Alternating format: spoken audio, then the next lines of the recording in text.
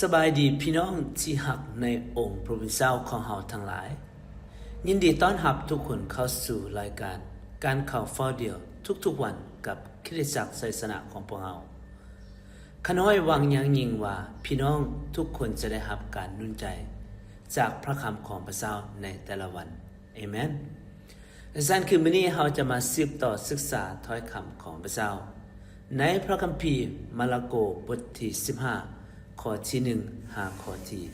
15เนาะข้าพเจ้าจะอ่านถ้อยคำของพระเจ้าข้อที่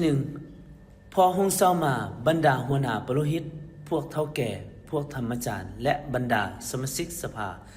ได้ปรึกษาหารือกันแล้วพวกเขาได้มัดพระเยซูเจ้าและพาไปมอบให้กับปิลาตส่วนปิลาตก็ได้ถามพระเยซูเจ้าว่าเจ้าเป็นกษัตริย์ของชาวยิวบ่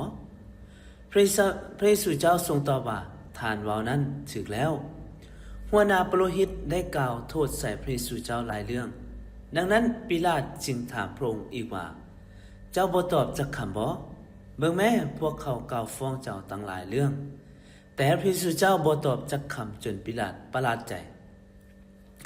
ในเทศกาลปัสกาทุกปีปิลาตเคยปล่อยนักโทษคนหนึ่งให้เป็นอิสระตามที่ประชาชนขอร้องข้อที่7มีชายคนหนึ่งชื่อว่าบาราบาที่ถูกขังคุกร่วมกับพวกกบฏที่ได้ฆ่าคนเนื่องจากการกบฏนั้นประชาชนได้ขึ้นไปหาปิลาตตั้งตนให้เพิ่นได้เฮ็ดตามที่เคยได้ปฏิบัติมาปิลาตจึงถามพวกเขาว่า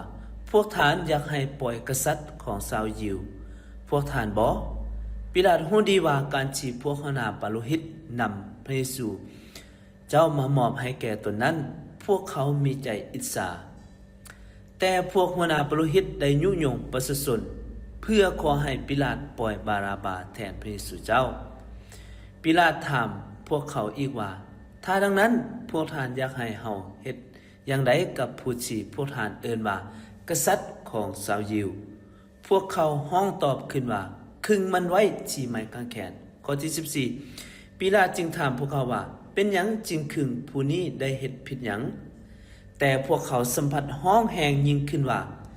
ขึงมันไว้ที่ไม้กางแขนปิลาตต้องเอาใจประชาชนเพิ่นจึงปล่อยบาราบาให้พวกเขาเมื่อเพิ่นได้สั่งให้เขาเขียนพระเยซูเจ้าแล้วก็มอบพระองค์ให้ถูกขึงไว้ที่ไม้กางแขนเอเมนนี่คือถ้อยคำของพระเจ้ามื้อนี้ข้าพเจ้าจะเว้าเกี่ยวกับความเจ็บปวดถึงไม้กางแขนนี่คือหัวข้อที่ข้าพเจ้าจะแบ่งปันความเจ็บปวดที่ไม้กางแขนเนาะในพระคำมาระโกบทที่15ข้อที่1หาข้อที่15ที่พวกเราได้อ่านไปนี้ได้เฮ็ดให้เราเห็นถึงความจริงของการเลือกอยู่ในชีวิตของเราพี่น้อง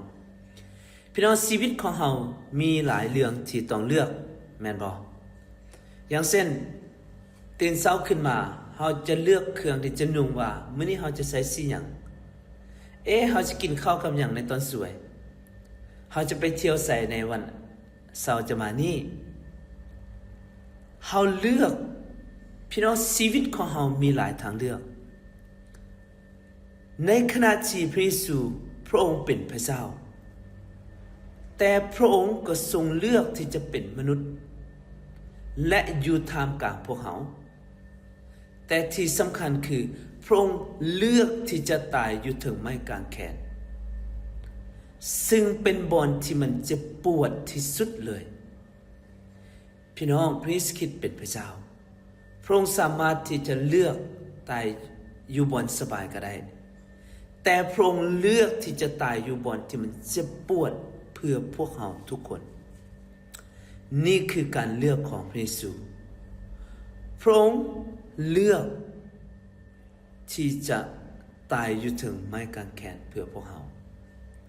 อยู่ในข้อที่14พี่น้องเบิ่งข้อที่14เด้อปิลาตจึงถามพวกเขาว่าเป็นหยังจึงขึงผู้นี้ได้เฮ็ดผิดหยังปิลาตเป็นคนหนึ่งที่แก้ไขเบิ่งว่าผู้ใดมีคดีความผิดแต่ปิลาตรู้ว่าพระเยซูคริสต์บ่ได้มีความผิดหยังพระองค์ทรงบริสุทธิ์พระองค์ทรงบ่ได้เฮ็ดหยังพี่น้อง แต่พระองค์ยังเลือกที่จะตายอยู่ถึงไม้กางแขนเพื่อพวกเราทุกคนพอให้ทำอีกทีเราจะเห็นก็คือพระองค์ทรงบริสุทธิ์แต่พระองค์เลือกที่จะตายอยู่ถึงไม้กางแขนเพื่อพวกเราทุกคนพี่น้องนี่คือสิ่งที่พระเยซูคริสต์เลือกถ้ามื้อนี้พี่น้องต้องเผชิญกับการเลือกข้าพเจ้าหวังว่าพี่น้องจะเลือกเฮ็ดตามพระประสงค์ของพระเจ้าเลือกเฮ็ดตามเป้าหมายที่พระเจ้าที่มอบให้กับเฮาพระเยซูคริสต์เลือกที่จะเฮ็ดตามพระประสงค์ของพระบิดาคือตายอยู่ถึงไม้กางแขนเฮ็ดตามพระประสงค์ของพระเจ้าพี่น้องเราจะเห็นพระเยซูคริสต์เลือกเส้นทางที่อดทนเส้นทางแห่งความเจ็บปวดเส้นทางแห่งความลำบากเส้นทางแห่งการถูกเคี่ยนถูกตีแต่พระองค์เลือกด้วยความเต็มใจให้กับพวกเรานี่คือการเลือกของพระเยซูคริสต์พี่น้องนอกจากนั้นบทเรียนตัวที่สองคือพระเยซูคริสต์เลือกเส้นทางแห่งความถ่อมใจพระองค์บริสุทธิ์พระองค์เลือกอยู่ถึงที่จะตายอยู่ถึงไม้กางแขนเพื่อพวกเราและพระเยซูคริสต์ก็เลือกเส้นทางที่ถ่อมใจการที่พระองค์ถือขึงอยู่ถึงไม้กางแขนก่อนที่พระเยซูคริสต์จะถือเงยหน้าขึ้นสู่ไม้กางแขนพี่น้องว่าพระองค์ผ่านจากสถานที่จากจุดอยู่ในพระคำของพระเจ้าบอกว่าพระองค์ผ่าน14สถานีหรือ14จุดที่เกิดเหตุที่ก่อนที่พระเยซูคริสต์จะถือขึงมันเป็นความเจ็บปวดเพื่อเฮาทุกคนที่จะได้หลุดพ้นแห่งความผิดบาปในชีวิตของพวกเฮาเอเมนบ่พี่น้องพี่น้องหลายครั้งเฮาบ่ได้เลือกตามพระประสงค์ของพระเจ้าเฮาเลือกตามใจตนเองเฮาเลือกความมั่งคั่งเฮาเลือกความร่ำรวยเฮาเลือกเกียรติศักดิ์ศรีเฮาเลือกที่จะเฮ็ดตามใจชอบของตัวเองเฮาเลือกความสบายแต่เฮาบ่ได้เลือกตามพระประสงค์ของพระเจ้ามื้อนี้ข้าพเจ้าอยากหนุนใจพี่น้องทุกคนถ้าเฮาเจอปัญหาอุปสรรคหรือสิ่งใดก็แล้วแต่ในชีวิตของเฮาถ้าเฮามีทางเลือกให้พี่น้องที่เลือกที่จะเฮ็ดตามพระประสงค์ของพระเจ้าและเลือกที่จะกลับมาหาพระองค์อีกครั้งหนึ่งในชีวิตของเฮาเลือกสันติสุขที่มาจากพระเจ้าเลือกความรักที่มาจากพระเจ้าเลือกความหวังที่มาจากพระเจ้าพี่น้องอย่าเลือกตามกระแสโลกอย่าเลือกตามกระแสฟุ้งซ่านในโลกนี้อาจจะนำเฮาไปสู่ความหายนะแต่พี่น้องมื้อนี้ถ้าพี่น้องมีเส้นทางสองทางที่จะเลือกเฮ็ดตามใจตัวเองและเฮ็ดตามพระประสงค์ของพระเจ้าข้าพเจ้าหนุนใจพี่น้องที่จะเลือกเฮ็ดตามพระประสงค์ของพระเจ้าเอเมนเหมือนกับพระเยซูคริสต์เฮ็ดกับพวกเราร่วมใจกันอธิษฐานพระเจ้าบิดาผู้ลูกสรรเสริญแด่พระองค์ขอบคุณพระเจ้าสำหรับพระเยซูคริสต์ที่เป็นของขวัญให้กับผู้ลูก